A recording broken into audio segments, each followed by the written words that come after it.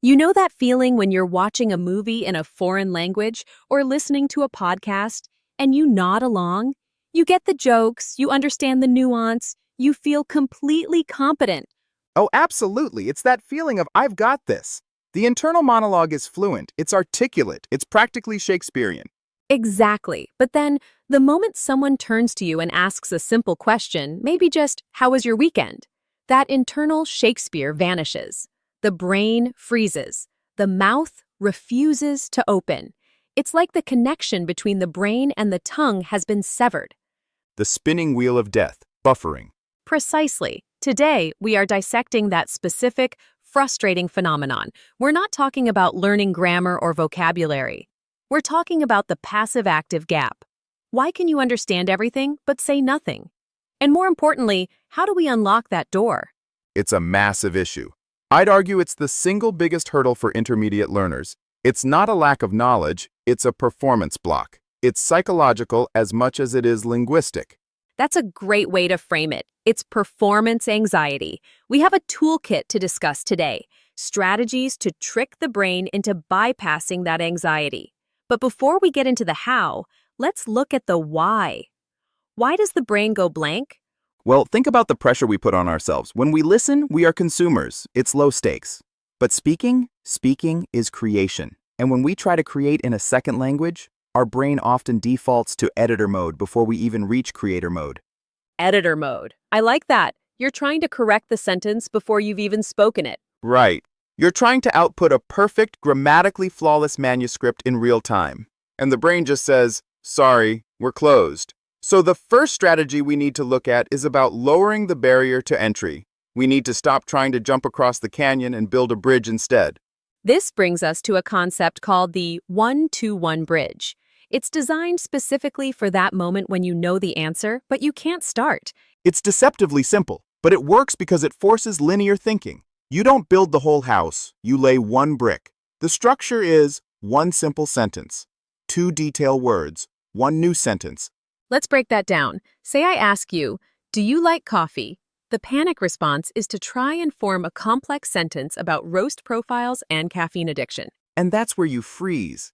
But with the 1-to-1 bridge, you just say, yes, I do. That's step one. Simple. You've broken the silence. Then step 2, two detailed words. Strong, no sugar. And step 3, one new sentence. It helps me wake up fast. See how natural that sounds? Yes, I do. Strong, no sugar. It helps me wake up fast. It flows. But mentally, you were just following a checklist.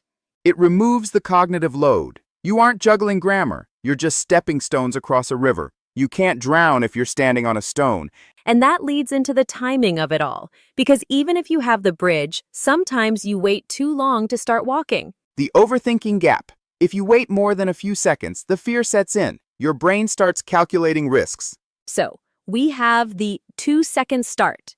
The rule is, you must make a sound, any sound, within 2 seconds of the question ending. It doesn't have to be the answer. It's just an ignition noise, a soft starter. Words like, well, actually, or let me think. It sounds trivial, but what does that actually do for the speaker? It buys calm. It signals to the listener, I am here, I heard you, and I am processing. But more importantly, it signals to your own brain that the conversation has begun. You're not frozen anymore, you're moving. It's like opening the door just a crack so it doesn't lock shut.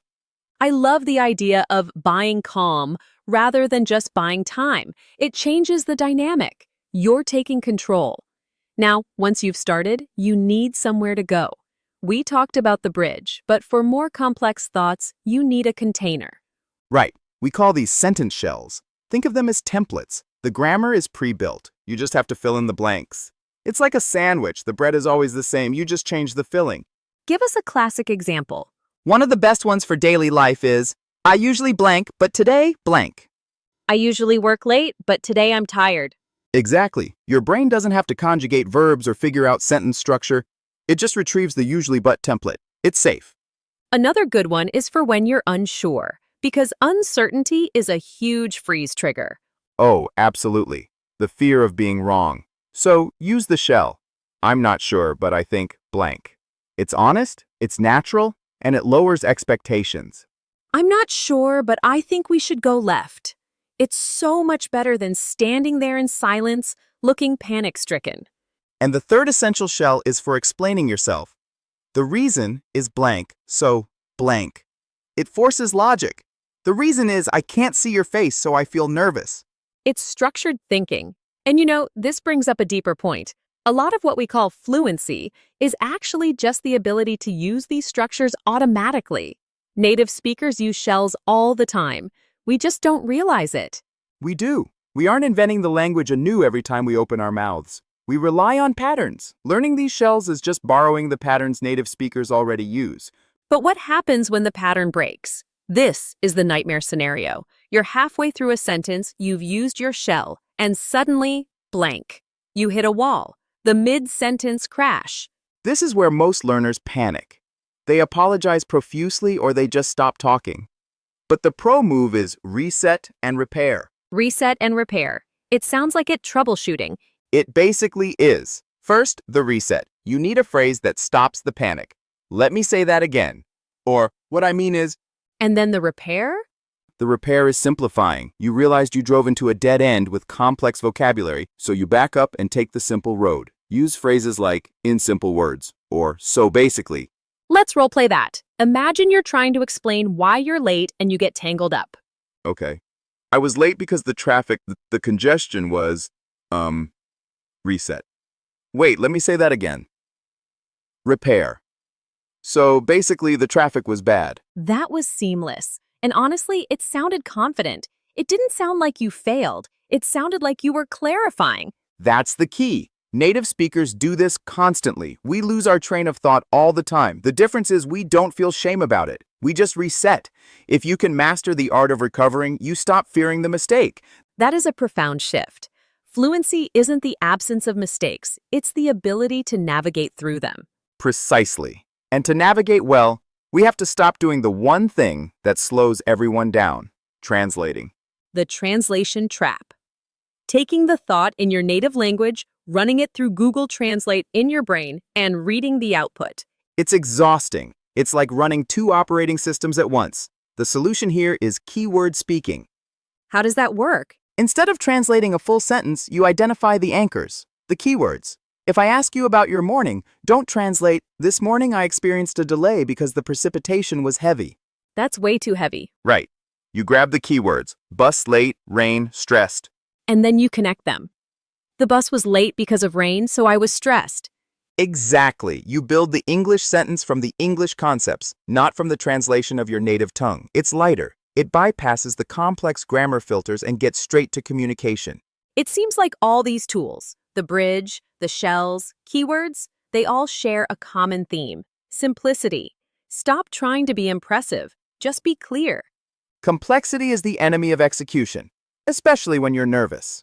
Now we need to talk about habit formation because you can listen to this podcast, nod along, and forget everything by tomorrow. How do we make this stick? We need pajama-friendly practice. I love that. Low effort, high consistency. We call it the daily 30-second voice note. Most people try to practice by saying, "I will study for an hour." That never happens. But 30 seconds? You can do that while waiting for the kettle to boil. What goes into the voice note? 3 rules. 1. No stopping. If you make a mistake, keep going. 2. Use one sentence shell. 3. Add a feeling word. Why the feeling word? Because language is emotional. If you only describe facts, "I went to work, I came home," it's robotic. But if you say, "I went to work and I felt proud," your brain connects the language to a memory, to an emotion. That's what makes it stick. And you don't send this to anyone, right? No, it's for you. It's a diary. It's proof that you showed up today. So we've covered the internal work, but conversation is a two-way street. What about when you're actually talking to a human being? There's a tendency for learners to answer a question and then silence. The interview mode. I ask, you answer. I ask, you answer. It's painful. It puts all the pressure on the other person to carry the conversation. How do we break that cycle? The question flip. It is the easiest social hack in the book. You answer, and then you immediately flip it back. What about you? Do you feel the same? I like coffee. What about you? Instantly, the pressure is off you. You've passed the ball. Now you can relax and listen. It turns an interrogation into a connection. And it makes you seem so much more fluent and socially calibrated. It does. And if you want to take that one step further, if you want to sound not just polite but interesting, you use the one-sentence upgrade. This is the don't stop too early trick. Right. Usually, fear makes us give the shortest possible answer so we can escape. Do you like coffee? Yes. Efficient, but cold. So, force yourself to add one extra sentence. Just one. A reason, a detail, or an example. Yes, I do. It wakes me up. Or, no, I don't. It's too bitter for me. That one extra sentence changes the texture of the interaction. It offers a hook for the other person to grab onto. Exactly. It invites conversation. It shows you're willing to engage, not just survive the encounter. Surviving the encounter. That's really what it feels like for so many people, isn't it? Survival mode. It is. And that's why we need to map this out. We suggest creating a real moment map. Don't try to use all these tools everywhere. You'll burn out. Pick your battles. Pick 3 moments in your day. Maybe ordering coffee, a morning greeting at work, and a text message to a friend. Assign one tool to each moment. So, for the coffee shop, maybe I use the 1-2-1 bridge. For the work greeting, I use the question flip. And do that for 7 days. Don't change it.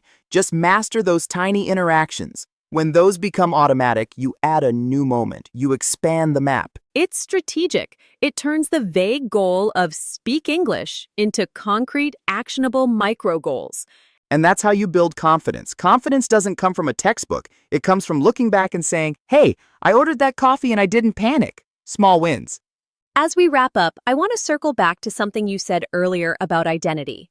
We talked about how the editor in our brain shuts us down. It feels like there is a deeper philosophy here.